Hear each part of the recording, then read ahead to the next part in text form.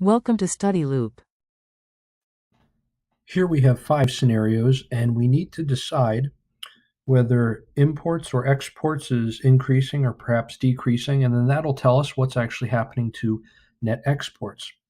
The first one's a little tricky. We have an American touring Europe. I think it says an American art professor is spending the summer touring museums in Europe.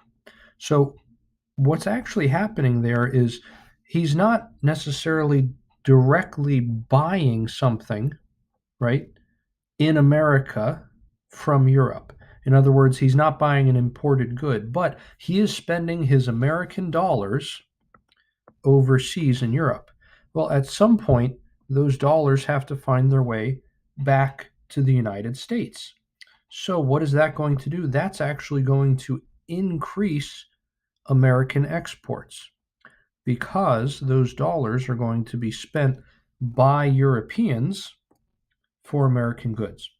So we'll see exports go up, and that will cause net exports to go up. How about for the second case? We have people from Paris, I believe it is, watching movies from Hollywood. So that's an American product. So that's going to cause exports in America again to go up, which will cause net exports to go up. What if an American buys a foreign car, a Volvo? Well, that's going to cause imports to go up, which causes net exports to go down. What about a English student in Oxford University, buying an American textbook?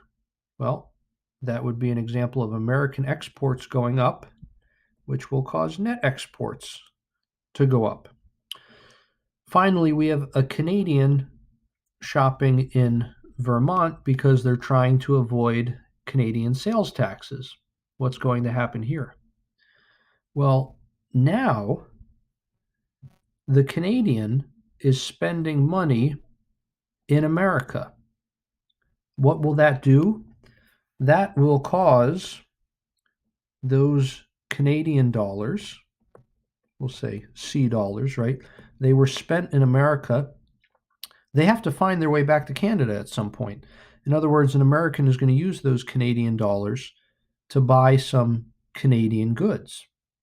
When that happens, you will see imports in America go up, which will cause net exports to go down. So you'll see that this first case and the last case are actually the opposite of each other, right? You have an American buying goods overseas, and then you have a foreigner buying goods in America.